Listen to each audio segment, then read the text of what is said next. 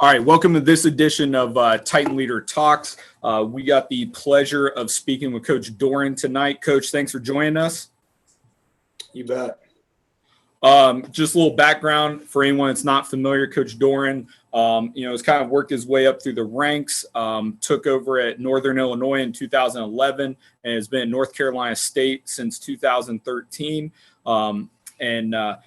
As we prepared for this, one of the things that we thought Coach Doeren had some good experience with that we'd like to learn about is his leadership council. So, Coach, if you could just kind of give us an overview of how you do your leadership council, we'd really appreciate it. You bet. Well, first, just want to say thanks for having me on and appreciate the opportunity. And we're having some bad storms here in the Carolinas, so if I end up not working out here, falling off, I'll jump back on with you guys, so be patient. But I've been a part of Leadership Council going on probably 20 some years, all the way back to when I was a player at Drake University. So I've seen it done a lot of ways. And the first place I heard about it was with Tom Osborne at the University of Nebraska.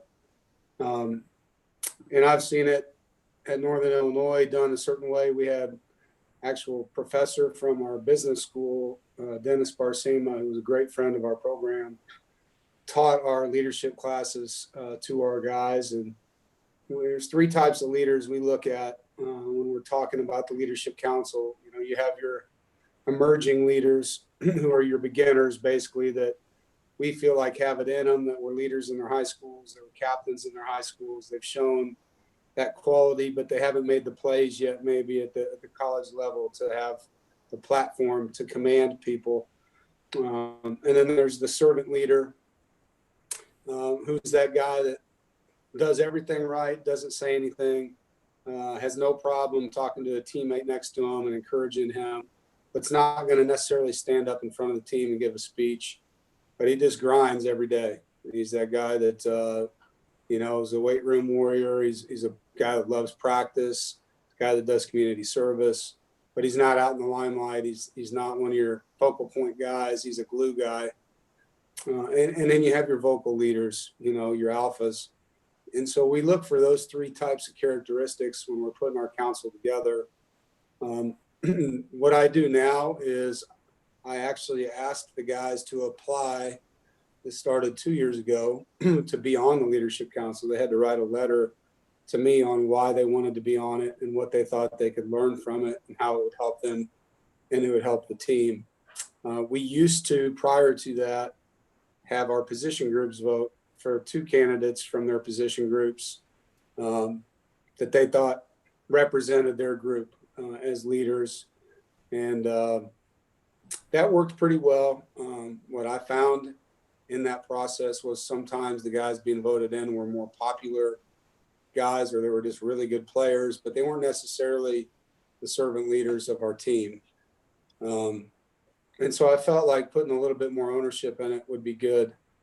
What we've done since having guys apply, myself and our head strength coach, D'Antonio Burnett, have read books with these guys on leadership, and then we sit down and go through the books together, a chapter or two chapters or three chapters each week. We've read The Culture Code by Daniel Coyle, Obstacles the Way by Ryan Holiday, Legacy by James Kerr, some really, really good books. And they've been good for our football team. And what those guys do is when we finish the discussions, we usually have these leadership council meetings prior to position meetings that we'll have. First 5 to 10 minutes of the position meetings, those leaders will get up in front of their position groups and kind of bring them up to speed on what they're learning in the class and ask for them to give input and questions and kind of be, the teachers of those lessons to their position groups and give them the ownership of it. And that was really good for those guys. I think it taught them how to speak in front of the room. It empowered them to have a leadership voice, even though they were voted into that position. And if you don't give them something to teach those guys, I found that they don't always have the backbone to necessarily lead. Some things that we do with them, and this really has helped us in COVID-19.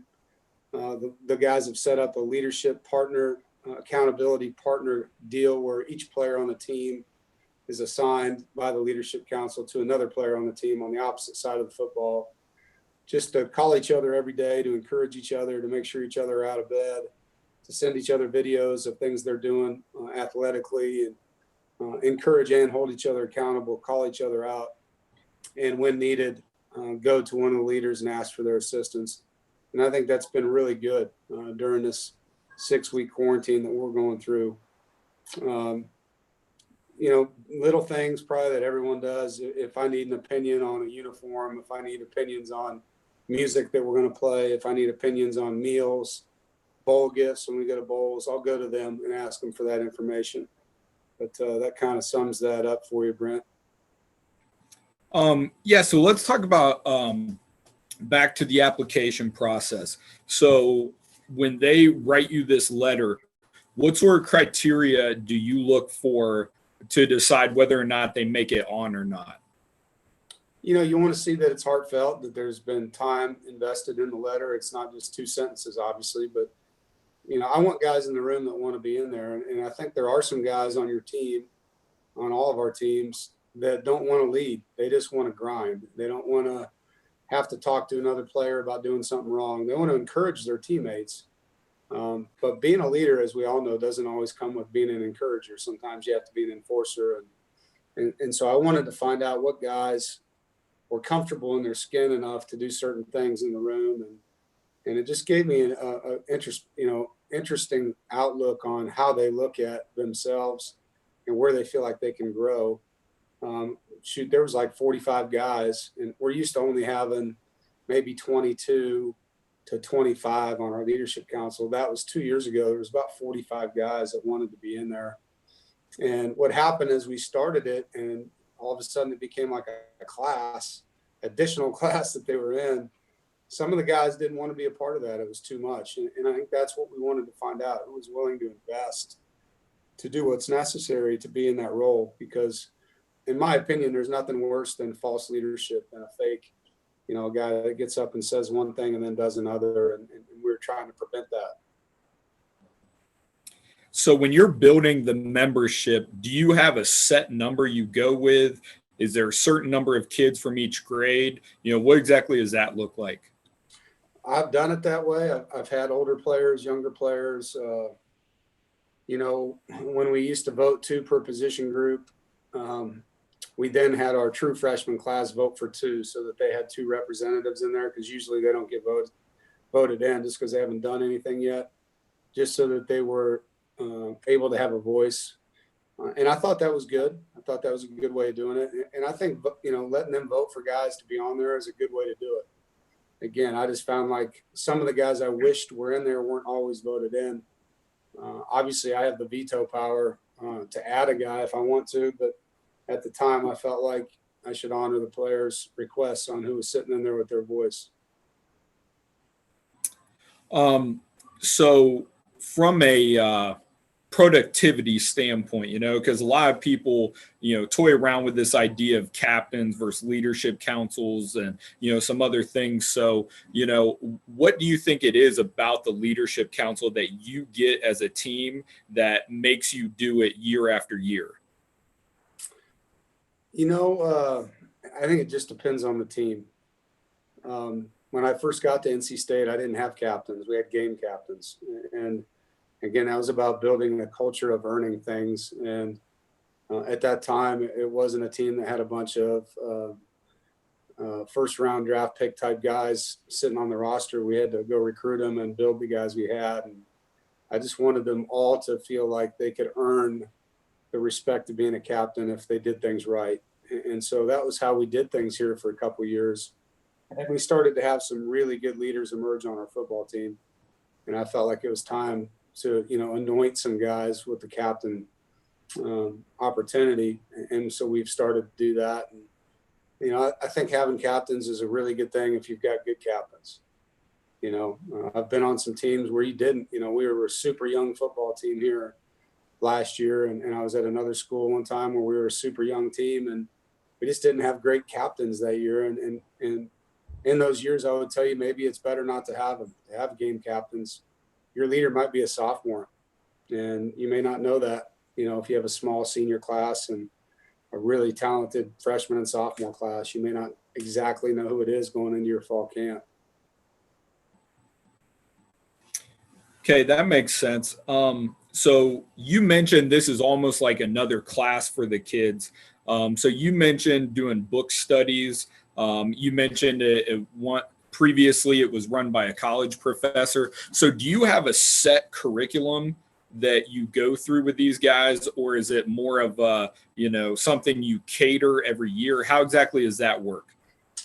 Yeah, when I was at Northern Illinois, it was a set curriculum that Dennis Barsema had put together, and it was, something he'd been doing a long time. He was a professor in the School of Business and entrepreneur, and so it was interesting how he did it. With me running it ever since I left there, it's really been catered to the needs of our team, and based off of where I felt we were. There's certain texts that I think cater to certain things with your guys, and just doing a lot of reading and asking other coaches on our staff, and The Obstacle is the Way was a great book for our team when we read it. It was, we were at a time where we had almost beaten Clemson, we had almost beaten Florida State, we had almost beaten Louisville. We couldn't get over the hump, and that book's all about taking things that are in your path and creating the path through them. And the next year we were able to beat Florida State, we were able to beat Louisville, and I think there's a lot of lessons in that book that were right on the money. And so I think each year you kind of have to look at what your football team needs to learn and then go from there. And I think a lot of that comes from your conversations with your players, when you talk to them and kind of find out what they think the issues are, where they think they need to grow, and then doing your homework on how you can teach it to them the best way that you can. So, Coach, when I was doing some research for this, I found a quote by you where you try to help your players chase two dreams: chase life with football and chase life without football. So, I'm curious, what do you do that really helps your guys go after that life without football? I know you guys are in Ohio, and I know Coach Meyer did a lot of stuff. Bringing in people to speak to his team. We do the same thing on Wednesdays, Real World Wednesdays, what we call it here as well. But it's just educating our guys and really tapping them into what's out there. I think they're very nearsighted at times. They don't have a global picture. We all know how fast our football careers eventually end, and sometimes they think they're going to play for 15 years in the NFL. And so bringing in former players, bringing in professionals, bringing in people that really give a similar message from a different viewpoint, and being consistent in my approach. I think I text my guys weekly on their academics. I mean, they're going to get a text from me once a week on how they're doing in the classroom. I get the updates. I'm going to involve their parents in those discussions. We bring in people to talk to them about internships. We praise our players when they do well in the community. We praise our players when they do well in the classroom. And so it's not just lip service. It's something we revisit consistently to make sure that they understand it's not something that I just said and it was a great quote. It's something that we live by here. One of our seniors last year who was drafted by the Redskins, James Smith-Williams, is a great example. I mean, he graduated from here in 3.5 years. He internshipped with IBM twice. They offered him a job before he ever finished college here. And then he's playing in the NFL. And he's also now the national spokesperson for a players platform for fighting domestic violence with Brenda Tracy. And so just doing those types of things with your athletes and making them aware of, hey, coach really does care about this stuff. It's huge, I think, in our program, and the guys understand the value of it because, football is going to go eventually out of their lives. And, we want to know these guys well past that. We want to know them when they're married, when they have kids, and all the things that go with that. And giving them assignments to try to help them see past. Like I gave them one on Friday. We had a team meeting. I said, next Friday, I want to ask you, what's your life going to look like in 10 years? And I want you to think about, are you doing the right things to make that happen? And, whether it's owning a house, whether it's having a certain type of career? Is it having a wife, having children, the income that you think you should be making, and then asking yourself, looking yourself in the mirror, are you doing the things that that dream really looks like? And so I think it's really about all of us having, I don't know, visions for our team, but also revisiting those consistently and making them a constant message in the locker room. So, you mentioned that you really like to praise your players when they do things, that fit within your culture. So, do you have certain ways you do it? We've heard things like people handing out candy bars or Gatorades, or, is there anything special that you guys do? I think the little gimmick type things that you're talking about, that's good. It makes them feel good for about 30 seconds.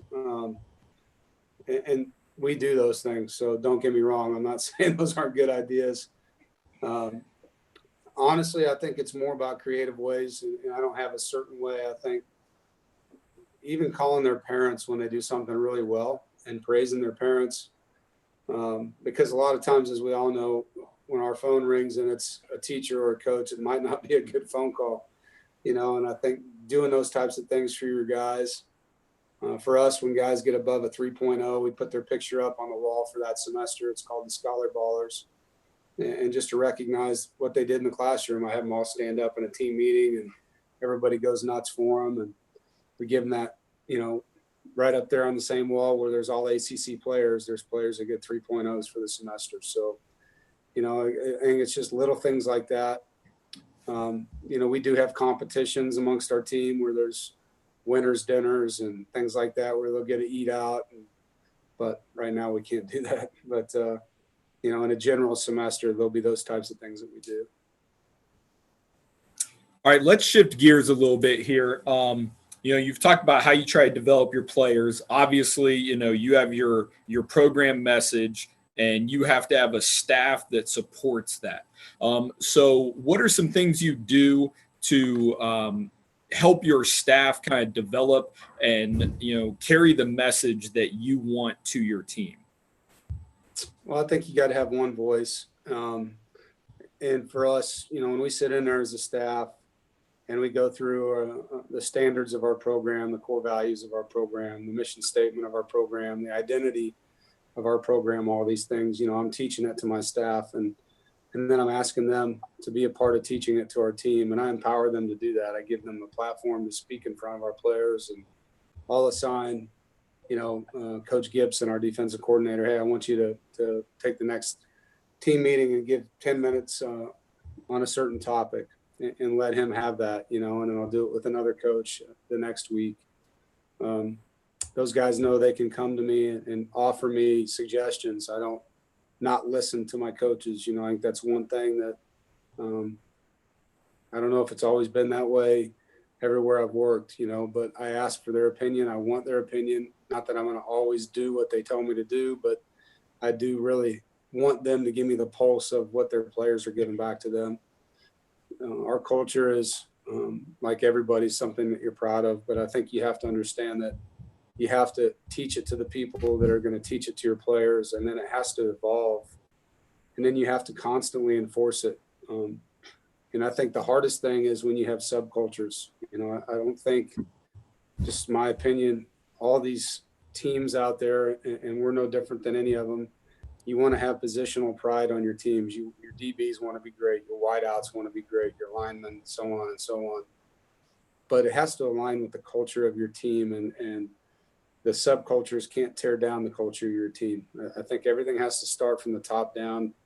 I tell our guys that here, you don't come here to play receiver, you come here to play for NC State. And from there, then you have offensive pride or defensive pride, then you have positional pride, and then you have personal pride. And I think that's what makes football such a great game. You're playing for something that's way bigger than you. And we have to teach it that way. And on the teams I've been on that weren't great teams, it wasn't always like that. You had cliques, or you had an offense versus defense mentality, where you had positional subcultures that were tearing down the culture of your football team. So I think you have to be aware of that, and you have to guard against it. So along with that, you've made some changes to your staff this year. So when you are weighing the decision of whether to promote from within or whether to hire from the outside, take us through your mindset and kind of how you make those decisions. Well, I think the first thing I've always looked at is we have jobs because we have players, and I'm trying to serve the players in my job. That's why I coach.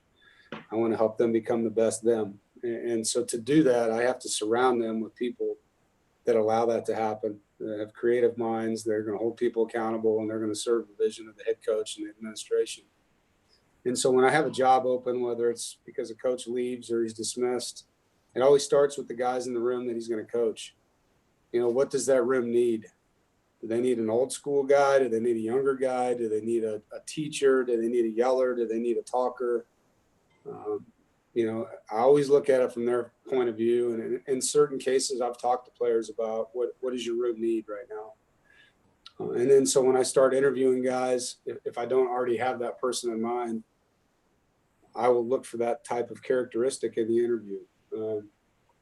Because I think that's the first thing, if the players will do what that coach asks them to do as hard as they can do it on a consistent basis, he's going to be a good coach. And I think that's something you earn in that room when you walk in there. And most players want a coach that helps them become great. And whether he's hard on them or not, if he's a good teacher, if he holds them accountable and he gets the most out of them, they're going to respect that coach. And you have to figure out what that room needs. And I think the hard thing is when you take a new job and you don't know any of the players on the team. That's the hardest time, I think, when you're hiring coaches, because you could hire a guy that was fantastic at another school that just doesn't fit in for whatever reason at the next one. And so I think getting to know those kids is very, very important. Obviously, if you have a relationship with that coach, you've seen him do his job, you know that he can relate with anybody. That helps. I think a lot of us probably go that route where we try to hire people we've worked with or take a recommendation from a guy we've worked with that knows us really well. And I think those are good things to do. But I will also tell you that some of the best hires I've made were guys that I had never worked with, that I found in the hiring process, that were blessings in my life, that made me a better head coach or a better coordinator or a better position coach, because they just brought new ideas. They had a fresh outlook. And so, really the pulse of your message that you want to that football team, your pulse of those players, I think those two things are really critical. Gotcha. All right. So, we've been talking about your culture and, kind of what that looks like. Let's flip this. So as a, coach, you've been in a lot of high schools across the country. So what are the things that you see when you walk into a high school where you're like, man, this is an elite culture? And, take out the great players, right? But like, where are those characteristics that you see that just like, you're like, man, these stand the test of time?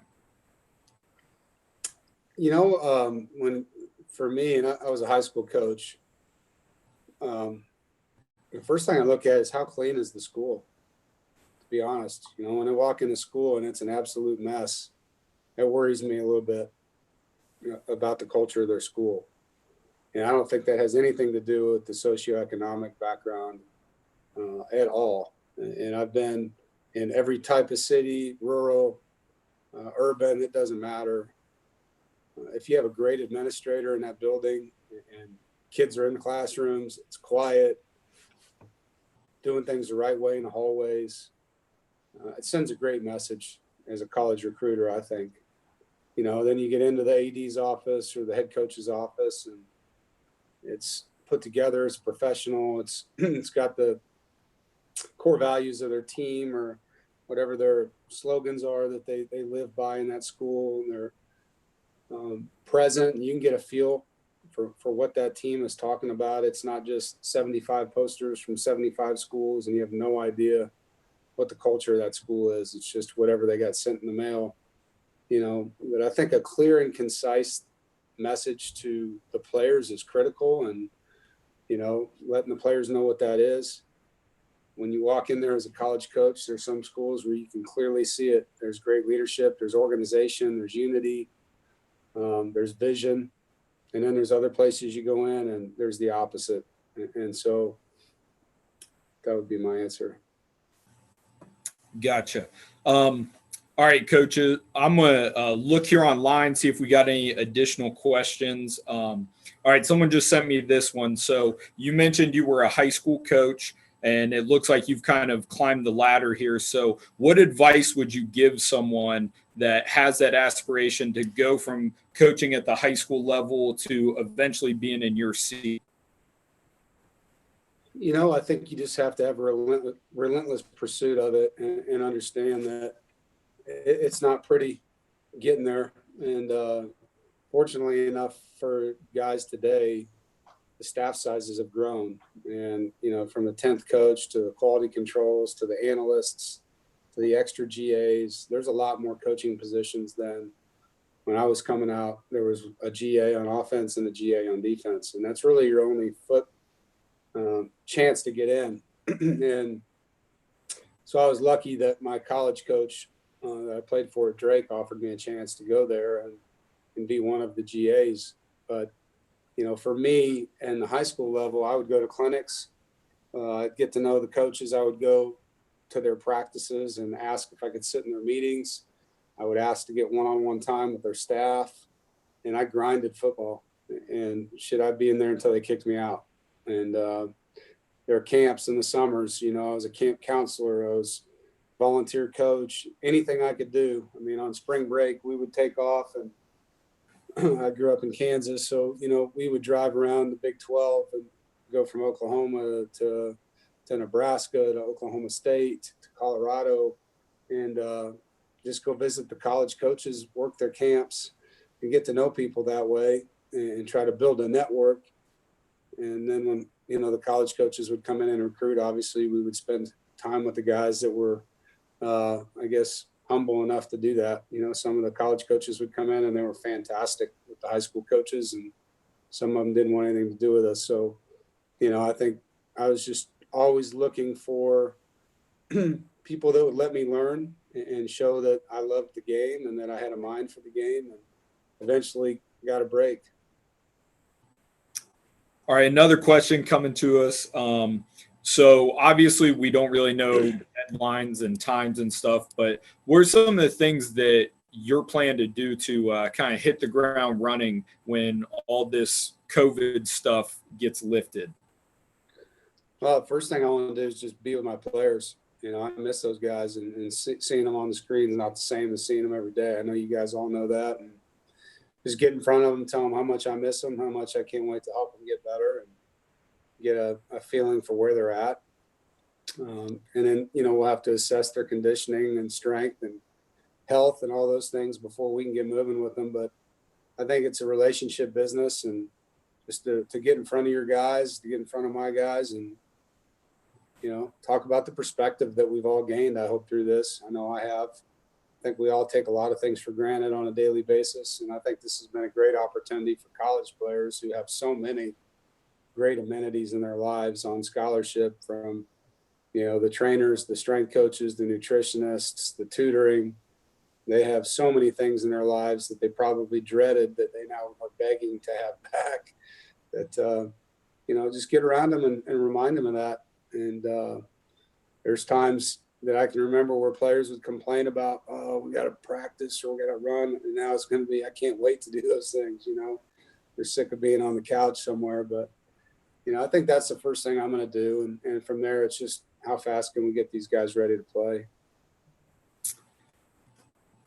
All right, Coach. Well, we really appreciate you giving us the time tonight. If you enjoyed this content, there's a lot more on our app or on our YouTube channel. Please feel free. Every Thursday night, typically we release something at 7 p.m. for coaches, and then on Wednesday night for players.